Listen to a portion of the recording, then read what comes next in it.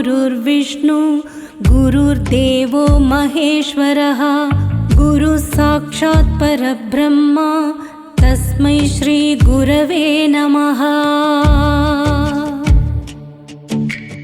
Agajanana Padmarkam Gajananam Aharnisham Anekatantam Bhaktanam Ekatantam Upasmahe.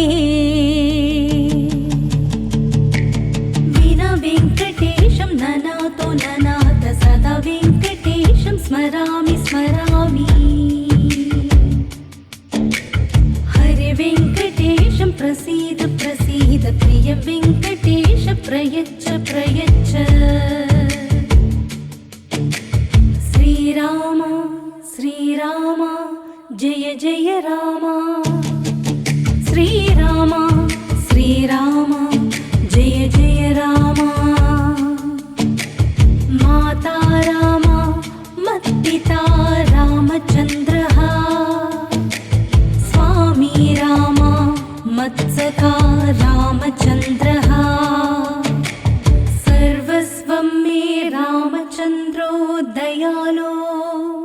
Nanyam jane naiva jane na jane.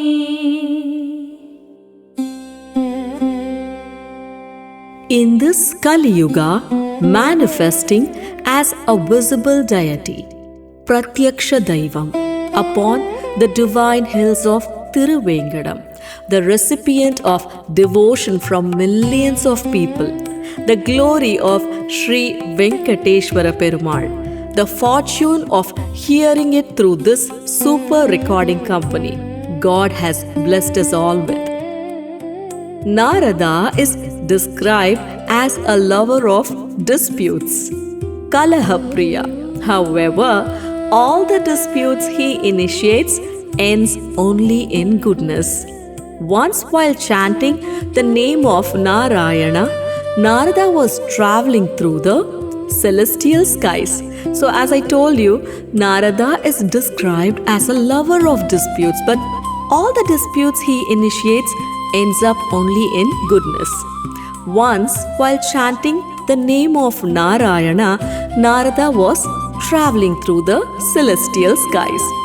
Bhajana Priya Bhadrachalane Narayana Hari Om Narayana Pankajanaba Panduranga Narayana Hari Om. Singing in this manner, he began thinking where, from whom, and how to start today's dispute, and thus he arrived at the bank of river Ganga. There, sage Kashyapa with other sages and disciples was preparing to conduct a yagna. Upon seeing Narada, all the sages bowed and saluted him, expressing happiness that Narada had arrived for the yagam they were to conduct. Then Narada asked, "For what purpose have you gathered to conduct this yaga?" Sage Kashyapa replied, "O son of Brahma, we are conducting this yagam for the well-being of the people of this world." Narada asked again, "So at the end of this yagam, to whom are you going to offer the primary fruit, Avirbhaga?" Kashyapa replied, "O Narada, what doubt is this? Among the Tirumurtis, Brahma, Vishnu and Shiva, we will offer the Avirbhagam to one of the Tirumurtis." This was the answer from sage Kashyapa.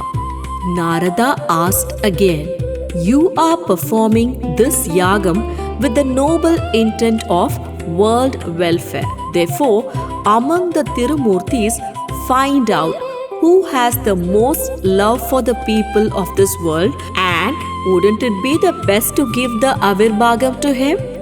Realizing that there was justice and truth in Narada's words, the sages sent sage Bhrigu to personally test all three of the Tirumurtis to see who possessed stainless love for the people.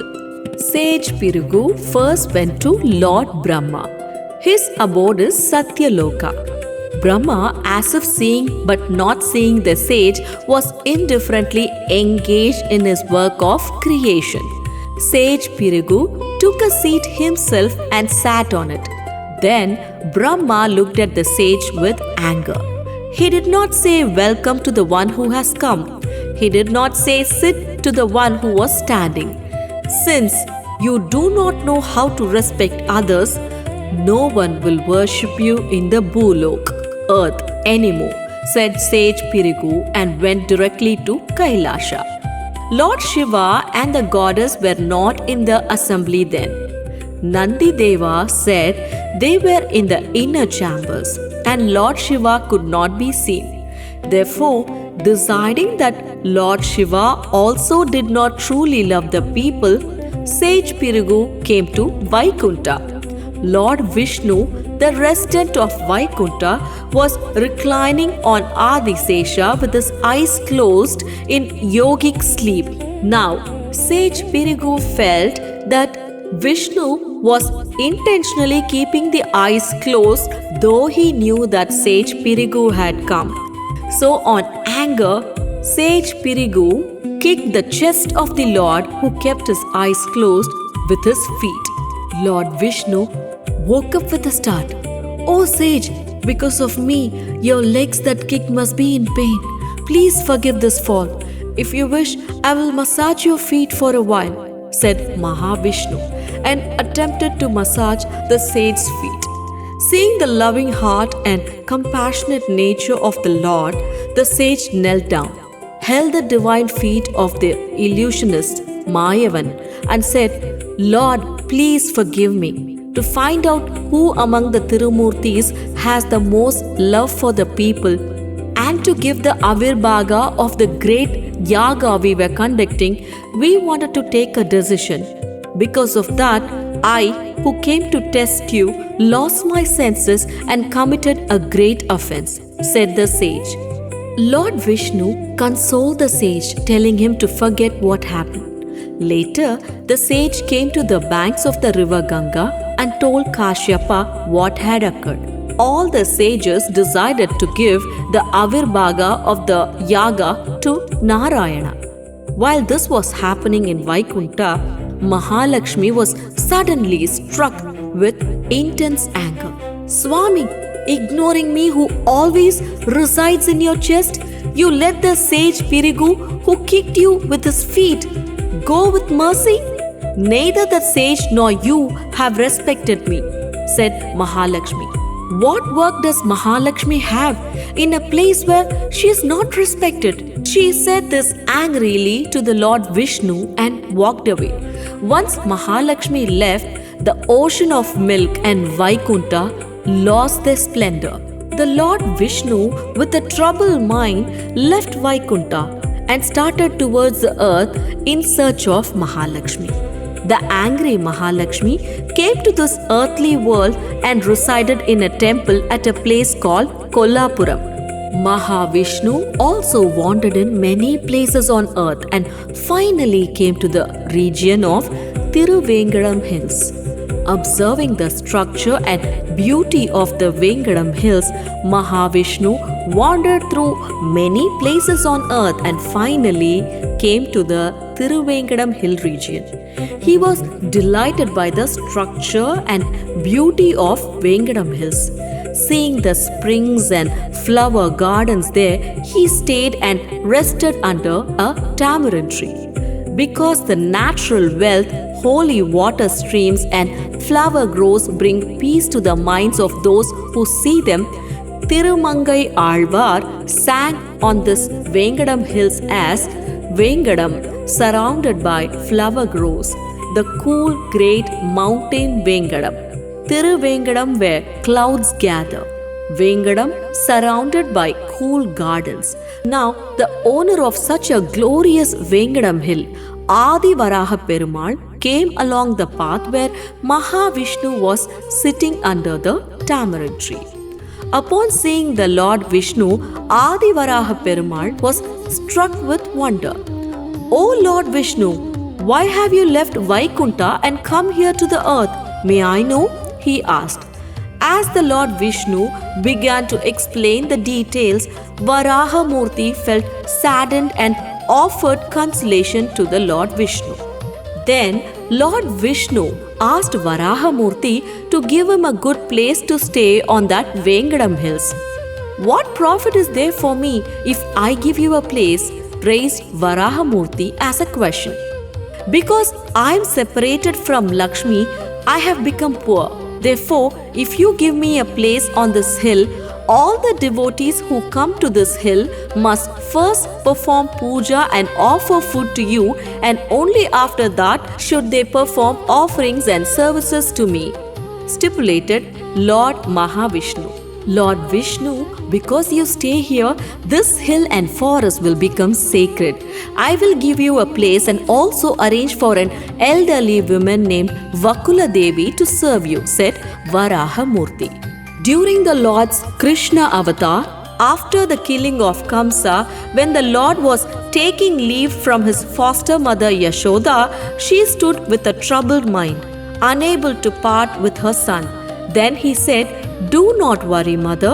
In the next birth, you will be born as Vakula Devi and get the opportunity to serve me." In this way, Yashoda herself was now born and raised in the family of Adi Varahamurthy as Vakula Devi, and the time came for her to serve the Lord Vishnu. A small ashram was built and Lord Mahavishnu was placed in it, with Vakula Devi serving him more than a mother. While this was happening during the Rama avatar, Ravana once came to the forest to hunt. He saw a woman named Vedavati, a daughter of a rishi, and tried to possess her. As Ravana approached her, the enraged Vedavati cursed him, "From today, if you touch any woman of virtue against her will, your head will shatter. The time for the destruction of your clan and country has approached." Ravana ignored Vedavati and her curse. Later, hearing of Sita's beauty through his sister Surpanaka, Ravana, possessed by an unquenchable lust for her, planned to abduct Sita from Panchavati ashram when Rama and Lakshmana were not there. Knowing this, Lord Agni turned Vedavati into form of Sita, kept her in Panchavati ashram, and took the real Sita Devi with him. Therefore, no one knew the detail that true Sita Devi was under the protection of Lord Agni, and Vedavati was changed into alternate for Sita. Ravana, who came in the guise of a deceitful ascetic, took Vedavati, who looked like Sita, in the Pushpaka Vimana and imprisoned her in the Ashoka Vatika. After Ravana's death, when Rama said she must enter the fire to prove her purity to the world, Vedavati, in the form of Sita, jumped into the fire. At that time, the real Sita Devi, who was already under the care of Lord Agni, and Vedavati, who had just jumped into the fire, both came out of the fire like refined gold.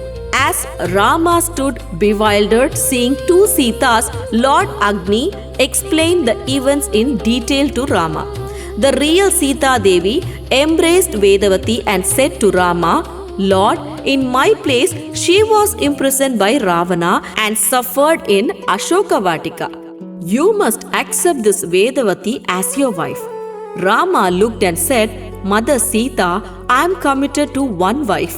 Therefore, I cannot accept her during this Rama avatar. When I appear as Venkateshwara in the Kali Yuga, Vedavati will be born as Padmavati, the daughter of King Akasha Raja, and will grow up for me. Then I will marry her." Now, because the Lord Vishnu had arrived at Vengadam Hills, the time for Padmavati to be born as child drew near. In Vengadam Hills region, near the town of Tiruchanur, there was a village called Narayanapuram in those days. The king who ruled that region was Akasha Raja. His wife was Dharani Devi. Even after many years, they had no children. Deeply saddened by this worry, their family guru, sage Brihaspati, advised Akasha Raja to perform the Putra Kamishti Yagna. According to the first step Akasha Raja took to perform the sacrifice was to till the land. To do so, Akasha Raja began the work of tilling the land in the Pushpavanam in the eastern part of a city. While he was directly involved in clearing the flower bushes, what a wonder, his eyes saw a miraculous sight. He saw a beautiful baby girl shining like a billion suns in the middle of that bush. Upon seeing her with boundless joy, he eagerly gathered the child. He danced with joy while hugging and kissing her. Aha! What merit have I performed? Even before starting the Putra Kamishti Yagna, by divine grace, I have obtained a child. He sent this news to his guru, sage Brihaspati, and went to the palace with the child. He gave the child to his wife Dharani Devi and told her what happened. Seeing the divine beauty of the child, Dharani Devi shed boundless tears of joy. This news was announced throughout the country. All the people were happy. Even street was decorated and took on a festive look. Special pujas were conducted in temples. Akasha Raja performed numerous charities. On an auspicious day, he placed the child in a cradle and conducted the naming ceremony as Padmavati. What merit have we done? For many days, without the wealth of a child, our minds were troubled and we suffered. O Padmavati, who came as a child to us, Lali, Lali. Singing such lullabies, Akasha Raja and his wife raised the child with all honors and excellence. The child reached 10 years of age. Dharani Devi became pregnant. Considering it as a good time brought by Padmavati's arrival, the king and queen raised her with even more love. In due course, a baby boy was born to Dharani Devi. They named him Vasudhananan. This being the case, for the Lord Vishnu who had come to stay on Vengadam hills, names like Venkadavan, Venkateshan arose. One day, Venkateshwara felt restless, thinking he would go for a hunt. He wore hunting clothes and weapons, took leave from Vakula Devi, mounted a horse and went towards the forest. Though he took a human avatar, is he not a compassionate god? Therefore, leaving rabbits, deer and birds, he hunted only cruel animals. Then a mad elephant came trumpeting. Thinking the mad elephant was a danger to other animals and would be a danger to people if it entered the country, Venkateshwara chased the elephant continuously. In a short while, leaving the Vengadam hill region and crossing the Tiruchanur forest, the elephant entered a garden near Narayanapuram and disappeared. Venkateshwara, who followed on his horse, also entered that garden. There, he stood forgetting himself at the sight he saw. He forgot the elephant. He forgot this world. Without blinking his eyes, he was absorbed in that sight. What was that wonderful sight? It was the sight of Padmavati, playing there with her friends. Venkateshwara stood losing himself in Padmavati's beauty. Like Lord Muruga, who once stood bewitched by Valli's beauty, appearing in the guise of a hunter searching for a deer, Venkateshwara, the uncle of Muruga, stood having lost his heart to Padmavati. Sitting on the horse, as Venkateshwara stared at Padmavati and her friends without blinking, one friend grew fearful and told the others. Everyone looked. Padmavati also looked at the Lord Vishnu and stood somewhat shyly. No matter how many times the other friends scolded him, the spellbound Venkateshwara did not move. The angry friends started hitting Venkateshwara with stones to drive him away. Because a stone hit him on the temple, the horse shuddered and fell down. Staggering, stones fell upon Venkateshwara, who had fallen to the ground. Saddened by this act of her friends, Padmavati took them and left that place for the palace.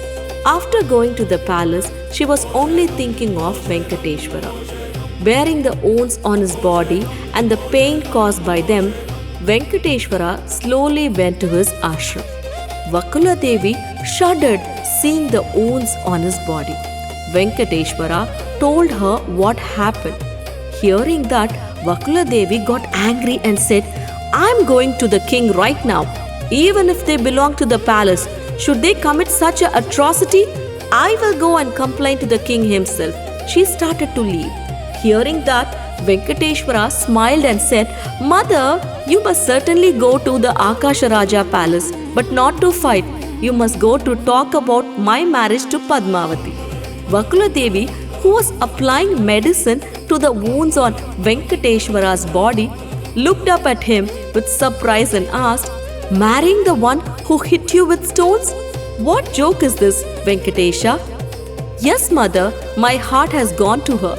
I must make her my wife. For that, you alone must make the effort and somehow conduct this marriage," implored the Lord. Now very happy, Vakula Devi said she would arrange it accordingly and would definitely return after finalizing the marriage. And she set out to meet Akasha Raja. As Vakula Devi was entering the temple to worship Kapaleshwara after bathing in the Kailash Tirtha, she happened to see Padmavati there with her friends offering prayers to Kapaleshwara. Vakula Devi called a friend and inquired. The friend told Vakula Devi that Padmavati had developed a fever, was unable to sleep properly due to fear, and was speaking incoherently. Vakula Devi decided to go to the palace along with them. She prayed imploringly that Padmavati should recover soon. Seeing this, the friends conversed with Vakula Devi with great love. Everyone went to the palace. Dharani Devi, seeing a fortune teller woman, Kurati, standing at the palace gate from the upper floor, called a friend and told her to bring the fortune teller inside. The fortune teller came. "My daughter suddenly seems as if she has lost her mind. She is afraid of everything she sees. She speaks incoherently. Fever comes often. There is no food and no sleep. Can you find the reason for this?" Dharani Devi asked the fortune teller. "Take me to the princess. Within half a second of seeing her, I will tell the reason for her illness," said the fortune teller.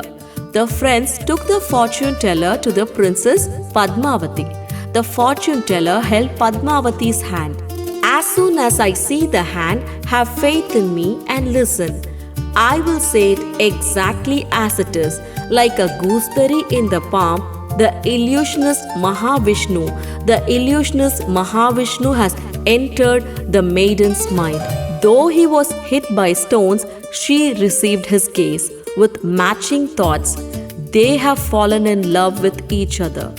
In this way, the fortune teller explained the previous events to Dharani Devi, telling the details of how the Supreme Lord Narayana himself came as a youth named Venkateshwara and met Padmavati in the forest, and that Padmavati fell ill thinking of that Venkateshwara. Therefore, she advised them to marry Padmavati to this Venkateshwara. Even that is so, according to tradition, the groom's people should come to ask for the girl. "It is not right for us as girl's family to go and ask," said Akasha Raja. "Maharaja, in a little while, Venkateshwara's foster mother Vakula Devi will come here. Give your consent," she said. The king and queen said, "Let it be so," and sent the fortune teller away with many appropriate rewards. The fortune teller, after leaving the palace, vanished miraculously. In this manner, the Lord himself came in the guise of a fortune teller, and once the task was done, returned to the ashram without anyone knowing. This being the case, Akasha Raja and Dharani Devi welcomed Vakula Devi, who arrived at the palace with the friends and with necessary hospitality. When Vakula Devi formally asked for the girl, the Akasha Raja couple were very happy. "Mother Vakula Devi, though you are the foster mother, we first salute you who obtained the fortune of serving as a mother to Venkateshwara. Our hearts are also very happy to accept Venkateshwara as a son-in-law. As there is a saying, marriage is a 1,000-year crop. Therefore, give us a little time. We will announce our decision soon, they said. Vakula Devi took her leave from there. Akasha Raja arranged to bring sage Brihaspati. Brihaspati said that sage Sukha knows all the details about Venkateshwara, the groom to be better than him. Sage Sukha was brought. How much merit you must have done to give your daughter in marriage to Venkateshwara? Sage Sukha graciously said. Very happy, Akasha Raja arranged with sage Brihaspati to write the wedding invitation. Wedding day and time was fixed. Sage Sukha himself took that wedding invitation and went to Venkateshwara. By then, Venkateshwara, who is the Supreme Lord, knew all these things happening in the palace through his power of knowing all three universes. However, like one who knows nothing, he kept pestering his mother. Mother, no information has come from the palace? Sage Sukha came to the ashram. O Purushottama, what merit have I done to have your darshan? I take great joy in delivering the invitation given by Akasha Raja to you, he said, and gave the invitation to Venkateshwara. He took it and read, Aha, Padmavati, you have fulfilled my wish. Good. Sage Sukha, from today, stay with me and oversee the wedding task. Even after the wedding, stay right here. I will arrange an ashram for you to stay and a tirtha to bathe, said Venkateshwara. Vakula Devi came. Although she felt happy about the marriage being fixed, she also felt a little worry. What was that worry? A massive crowd of relatives will come on behalf of the great king Akasha Raja for the wedding. Who do we have? Is it enough for only me and the sage Sukha, 2 people, to be on our side? She asked. The Supreme Lord looked and smiled. Do you think I'm just an ordinary Narayana? Now see how many people come, he said and made a mental resolve. In a moment, Adisesha and Garuda came, stood in salutation. The task of going to Satyaloka and inviting Brahma and Saraswati to the wedding was assigned to Adisesha. The task of going to Shivaloka was assigned to Garuda. Lord Ganesha, Lord Muruga, Nandideva, Lord Shiva, Parvati, the sages in Kailasha and the Ganas, wedding news was told to everyone through Garuda. At that time, chanting Narayana, Narayana, Lord Narada arrived. Oh Narada, I just sent the wedding news to you through Garuda. How did you arrive so soon? Asked Venkateshwara. Narada said, the moment you thought of me, I knew you were calling me. Since your name always reside on my tongue, think and do be unknown to me, Lord, said Narada with humility. O son of Brahma, now travel through all the worlds and spread my wedding news. Let everyone in the 7 worlds come and enjoy my wedding, said Venkateshwara. Let it be so, Lord, said Narada and took his leave. From Satyaloka, Brahma and Saraswati, from Shivaloka, Lord Shiva's entourages came towards Vengadam Hill. The guardians of the 8 directions, the 9 planetary deities, Indra and Indrani, the Devas, Kingaras, Kinnaras, Chitragupta with the messengers of Yama, Lord Yama Dharmaraja, the moon and the sun, the 7 sages, the great ascetics, Vashishta, Vishwamitra, Jamagdagini, Kadayar, Kashyapa and sage Kongana travelled towards Vengadam Hills. Kubera and Vishwakarma arrived early and engaged in wedding arrangements and the task of hosting those who arrived. Kubera created 7 springs for the guests to bath. Besides this, news came that the royal entourages of 56 nations were coming. Folding her hands, Vakula Devi ran here and there. Venkatesha, seeing guests come in crowds for the wedding gives me boundless joy. But shouldn't we host a feast for everyone? Don't we need enough funds for the expense? Where will I go for money? Lamented Vakula Devi. Only now did the Lord understand the true predicament. Oh Mahalakshmi, because you separated from me, I stand having lost the yoga of wealth. I'm struggling without knowing what to do for the massive expenses, Venkateshwara said, explaining his poverty to Lord Shiva and asking for material help in any way. Lord Shiva looked and said that all he had was the bracelet on his hand that no one could remove and the serpent ornament that no one wanted. He suggested obtaining material as a loan from someone else to conduct the wedding. Venkateshwara asked Kubera for a material loan to manage this crisis. The Lord, named the Treasurer of Mercy, struggled for his wedding expenses. The Supreme Lord, separated from the Goddess of Wealth, asked Kubera for wealth as a loan. To that, Kubera said, Lord, what material is mine? Everything I have is your material. Am I not just a guard protecting that wealth? I don't even have the authority to touch it with my hand. Such being the case, you asking me for a loan? It feels as if you are mocking me, he said with humility. Kubera, what you have is our material. However, I do not have the authority to spend it without Mahalakshmi's permission. Therefore, I will take what I need from the wealth here as a loan and later pay it back with interest, said Venkateshwara. Lord, if so, please forgive me for stating a condition. Write a promissory note for the gold you receive and give it with Brahma and Shiva as witnesses, said Kubera. The promissory note was prepared with Brahma and Shiva signing as witnesses. Kubera gave 1.4 million gold coins as a loan. The condition was an interest of 100 gold coins per month. The Lord agreed. He gave the money given by Kubera to Vakula Devi. People ask, is there a wedding without lentils or without drums? Similarly, Lord Shiva raised an issue. Is this wedding to happen without my sister Mahalakshmi? To bring Mahalakshmi from Kollur, Venkateshwara called the sun.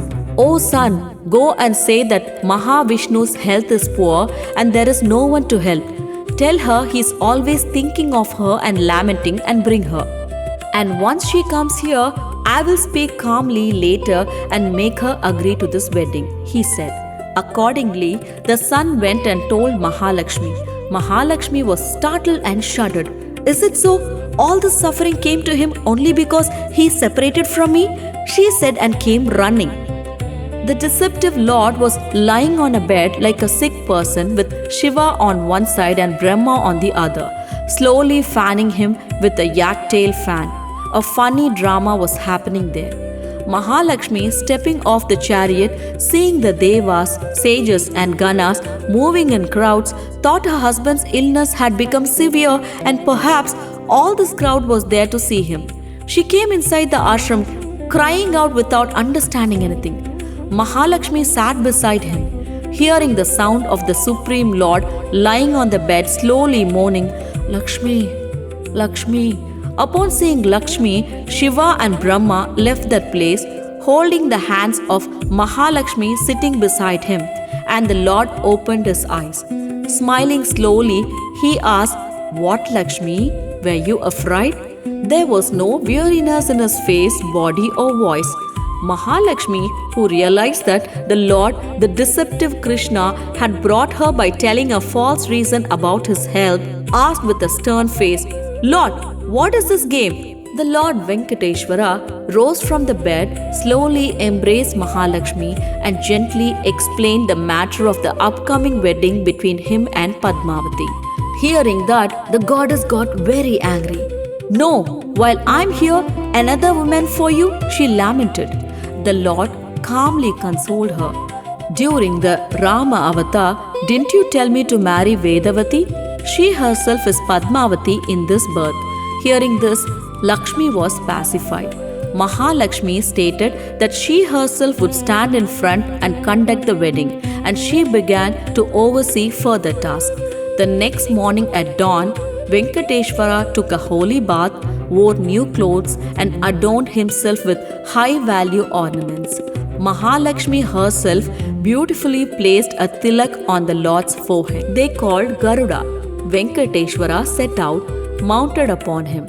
All the devas went along. In Tiruchanur, everyone took food at Sage Sukha's ashram. Later, they set out towards Narayanapuram. Through the craftsmanship of the divine architect Vishwakarma, the whole town was decorated. Flower pandals and decorations were a sight to behold. Akasha Raja, his wife, and the bride Padmavati came with their entourages to meet and welcome Venkateshwara, the bridegroom. As Narada introduced Venkateshwara to Akasha Raja said his namaskarams and welcomed Indra and all others. The royal elephant placed a garland on Venkateshwara. With drums and music, soundings, everyone went to the palace. Along the way, people showered flowers. This sight of goddess Padmavati on an elephant and Venkateshwara on the Garuda Vahana was seen by the whole world gathered in Narayanapuram. A separate mansion was arranged for the groom to stay, and a grand feast was given to the guests who had come. Early the next morning, the groom's side and the girl's side woke up, bathed, wore new clothes, and arrived at the wedding hall prepared for the wedding.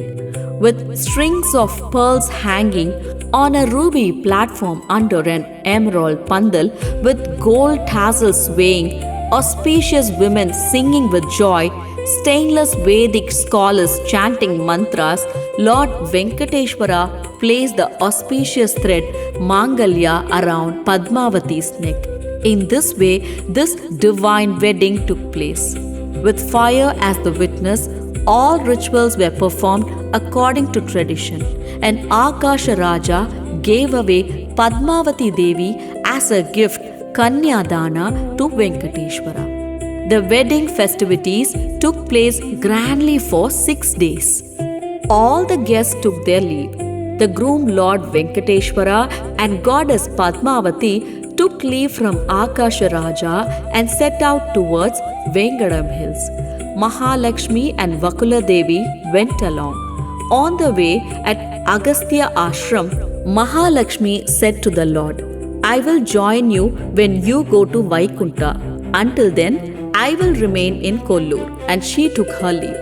After Mahalakshmi left, he sent Vakula Devi to Vengadam Hill, and Venkateshwara arrived at Tiruchanur with goddess Padmavati. After arranging for goddess Padmavati to stay there, he alone resided on Vengadam Hills, appearing as the Lord who blesses all worlds with names like Srinivasa and Balaji, the grantor of boons in Kali Yuga, Sri Venkateshwara. The belief is that only on every full moon day, the Lord comes to Tiruchanur to be with the goddess and then returns to Vengadam Hills. If one has darshan of the Lord of Tiruvengadam, one obtains pleasures of this world and the next. Redemption is found for the sins committed in this life, and a sacred life is obtained in the next world. The moon is the ruler of the mind. Those who lack peace of mind by having darshan of Tirupati Venkateswara will obtain the benefit of seeing the moon, and their minds will find peace. Observing a fast for 40 days, if possible, going by the walking path to have darshan of Venkateshwara, all tasks will be successful. We must frequently utter his high holy name, the name of Govinda. श्रीयकान्ताय कल्याणनिधये निधयेर्तिनाम् श्रीवेङ्कटनिवासाय श्रीनिवासाय Mangalam.